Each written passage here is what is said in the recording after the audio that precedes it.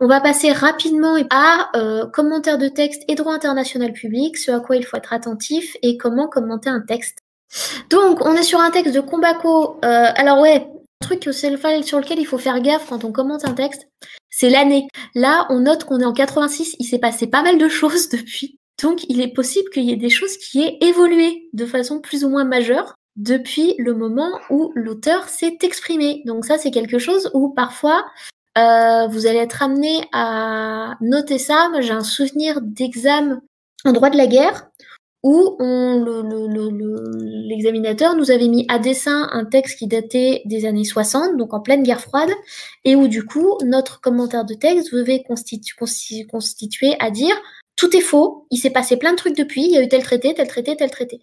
Donc, surtout si vous êtes face à des matières qui évoluent pas mal, le droit international public de base, institutions internationales, sources, etc., c'est pas une matière qui évolue de ouf non plus. Par contre, si vous arrivez vers des types de droits internationaux un peu plus spécialisés, ça peut être des matières qui bougent plus. Donc vraiment, le premier point, et c'est souvent très bête, on fait gaffe à l'année et on fait gaffe du coup au contexte de rédaction. Là, 86, on est après toutes les vagues de décolonisation, on est à un moment où le droit international commence à un peu freiner. Et on est aussi sur un moment où on va commencer à avoir une naissance d'une doctrine assez critique du droit international, fondée avec liée aux critical studies américaines. Et on va voir si du coup on s'inscrit dans une critique du droit international tel qu'on le connaît, ou au contraire dans une explication du droit international. Donc là, on nous dit, or, s'en étonnera-t-on beaucoup, donc on peut déjà noter une certaine ironie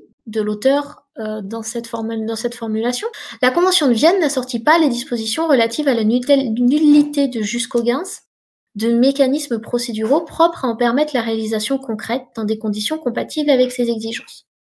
Donc là déjà, on voit dans cet extrait qu'on a l'impression qu'au sens de l'auteur, il manque quelque chose pour que les jolies dispositions qu'on a mises dans la Convention de Vienne fonctionnent réellement. Parmi les partisans les plus farouches de l'objectivation de l'ordre juridique international par la mise au point d'un droit impératif d'ordre public, figurent des États qui excluent toute compétence obligatoire des tribunaux internationaux pour trancher les différends, et notamment ce qui naîtrait de la surqualification d'une règle par son accession au rang de norme impérative. Donc là, pareil, l'auteur, il nous montre une deuxième bizarrerie ou incohérence des États membres, qui est que plus les États membres sont en faveur d'un droit impératif d'ordre public, moins ils ont envie d'avoir une compétence obligatoire des tribunaux internationaux. C'est un peu ce qu'on peut constater avec les États-Unis, qui à la fois pendant toute une période était une grande tenante de l'ingérence humanitaire, du droit d'ingérence, etc., mais qui en même temps ne sont pas forcément partisans d'une compétence obligatoire de la Cour internationale de justice.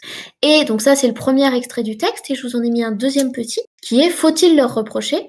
Certes non, si l'on considère, comme je le fais, que la faculté de se soustraire à l'intervention d'un tiers dans l'appréciation de ce bien fondé de ses assertions est pour l'État un attribut de sa souveraineté, et par conséquent une pièce essentielle de la logique sur laquelle repose le droit international. Peut-être n'est-il pas malvenu en revanche de relever la contradiction fondamentale qui mine leur action en faveur du jus cogens ? On n'introduit pas un peu d'objectivité dans un système entièrement déterminé par la logique subjective, on en accepte les ressorts ou on les récuse en bloc. Qu'est-ce qu'on peut dire de ce texte ? Tout d'abord, on peut dire que pour un texte qui est écrit en 86, à mon sens, les constatations qu'il fait sont des constatations assez modernes. Cette logique de « faites ce que je dis et pas ce que je fais », c'est une logique qu'on retrouve encore dans le comportement des États aujourd'hui. On note aussi que il évoque donc la nullité du fait du jus cogens prévu par la Convention de Vienne, mais il s'intéresse pas à une question qui, pour le coup, a intéressé beaucoup de gens avant lui.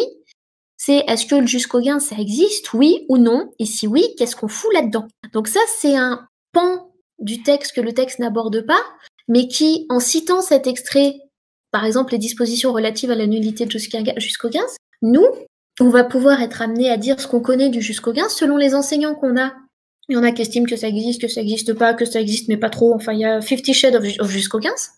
Mais on va pouvoir du coup donner ce qu'on nous a appris et on va pouvoir voir si du coup on est sur une notion qui matériellement existe ou qui matériellement n'existe pas ou qui est citée mais qui n'a pas encore de contenu tangible. On va voir dans quelle école on se range. On va voir aussi que l'auteur nous dit quelque chose qui est encore aujourd'hui exact, c'est que c'est pas parce qu'on met une disposition dans un traité qu'on lui donne une matérialité, des mécanismes de contrôle correspondants. Ça, moi, c'est un truc que je retrouve quotidiennement en droit de l'Union parce que je bosse sur le contrôle des valeurs, comme disait Dylan. Et on a ce problème-là, c'est que on a des jolies dispositions, on a des mécanismes, mais manque de bol, ça marche pas. Bah là, c'est pire que ça. C'est que c'est même pas qu'on a des mécanismes qui fonctionnent pas, c'est que on a fait une sorte de déclaration d'intention en consacrant une nullité jusqu'au gain, mais sans prévoir aucun foutu moyen de la mettre en place. En plus de ça, on peut peut-être se poser la question d'une nullité jusqu'au gain, parce qu'aux dernières nouvelles, je connais pas des États qui ont fait un traité pour déclarer qu'ils allaient faire un crime contre l'humanité ou un génocide. Donc on peut aussi se poser, en citant toujours cette nullité jusqu'au gain, la question de la pertinence de prévoir un tel truc dans une convention. Ensuite, il nous parle donc des États qui ont un pied dans chaque camp, qui à la fois veulent des dispositions impératives d'ordre public, mais ne surtout pas être soumises à ces dispositions, puisqu'ils refusent une compétence obligatoire des tribunaux internationaux. Donc ça, pareil, on peut dire, bah, cet extrait-là, il date de 86. Est-ce que, selon mes connaissances, c'est quelque chose qui existe toujours ou pas? Est-ce que la compétence obligatoire des tribunaux internationaux, elle est allée vers une amélioration ou au contraire vers une dilution du multilatéralisme et dilution des juridictions internationales? Et ensuite, on peut voir, le second logique, c'est qu'il se dit, bon alors certes, les États, ils font ça. Faut-il leur reprocher? C'est la question qui se pose. Et lui, il dit non, parce que quand même, le droit international, ça fonde sur le bon vouloir des États, sur leur souveraineté. Et la souveraineté, c'est un attribut fondamental de l'État. Donc ça, pareil, on peut citer, et pour l'appréciation du bien fondé de ces assertions, et pour l'État, un attribut de sa souveraineté. Et évoquer les notions de souveraineté, voir si justement cette souveraineté, aujourd'hui, elle est réellement absolue, ou si on peut mettre au banc de la communauté internationale un État pour l'exercice de sa souveraineté. On peut se poser la question, par exemple, sur les États qui ont des sanctions parce qu'ils ne respectent pas les droits fondamentaux, etc. Après tout, c'est l'exercice de la souveraineté. Donc on peut éventuellement partir par là. Et ensuite, il dit surtout que la dernière phrase, on a un petit peu l'impression que le droit international, c'est tu l'aimes ou tu le quittes. Et qu'il estime que le plus gros problème, c'est une espèce d'incompétence ou d'hypocrisie des États qui font que les rédacteurs des traités prévoient des dispositions contraignantes, mais ensuite les dirigeants et les gouvernements font tout pour que ces dispositions ne soient en réalité pas contraignantes, mais ne soient que du vent. Quand on est face à un texte en droit international, et c'est valable dans tout texte à mon avis, il y a deux écueils qu'il faut éviter, c'est partir en dissertation sur le sujet du texte sans citer le texte. Donc pas hésiter. Là par exemple, on voit que l'auteur il est assez critique sur comment ça fonctionne. Il dit c'est justifié par la souveraineté, mais quand même c'est un peu stupide. Donc pas hésiter à montrer que la critique de l'auteur elle est justifiée ou pas, ou que comme on est sur un vieux texte, cette critique aujourd'hui elle peut être atténuée. Au contraire, elle peut être renforcée parce que est-ce que le constat qu'il fait en 86 est toujours le même aujourd'hui ou pas? Ça, typiquement, ça peut être une question qu'on peut se poser en commentant le texte. Et également, on va essayer de se servir du texte de l'auteur pour clarifier les pans qui ne sont pas clairs. Par exemple, ici, la notion de jusqu'au gain, c'est souveraineté, qui ne sont pas définies, qui ne sont pas matérialisées, sur lesquelles l'auteur ne se prononce pas réellement. Donc ça, c'est à nous de le faire. Et également d'essayer de montrer si l'auteur, il met pas sous le tapis les trucs qui l'arrangent pas. Que ça, c'est un truc qu'on a souvent dans les textes de doctrine. On a quand même, globalement, quand on écrit un texte de doctrine, c'est qu'on argumente sur quelque chose. Et même si c'est pas très académique, il y a des fois une tendance à vouloir planquer sous le tapis des arguments qui nous arrangent pas forcément. Donc ça, si vous avez l'occasion de le voir ou de trouver que l'argumentation de l'auteur, elle fonctionne pas entièrement ou qu'elle est pas cohérente, mettez-le en valeur. Soit dans une cohérence dans le temps, c'est-à-dire que les choses ont tellement évolué depuis la date du texte que les choses ne sont plus valables, soit dans une cohérence dans le contexte, c'est-à-dire de montrer que, certes, il dit ça, mais il cite pas telle chose qui permet de dire le contraire, etc. C'est des choses qui arrivent souvent, donc n'hésitez pas à le faire. Mais c'est pas parce que vous êtes face à un texte d'un monstre comme Combacco que vous n'êtes pas légitime à montrer les failles du raisonnement ou à montrer les angles morts du raisonnement. Si on vous le met, c'est pour une bonne raison. Moi, par exemple, je l'ai mis parce que je me suis dit, ça peut être bien de montrer que Quand on est face à un texte ancien, le plus important, à mon sens, c'est de montrer la dynamique d'évolution du droit international depuis ce texte, et est-ce que les choses ont évolué ou pas. Mais c'est aussi valable si, par exemple, vous êtes sur... par exemple, des fois, vous avez des auteurs, moi je trouve que ça arrive pas mal en droit international économique, j'en avais pas mal. C'est des auteurs qui, en fait, sont très orientés dans leurs propos, et du coup, vont vraiment garder que ce qui les arrange.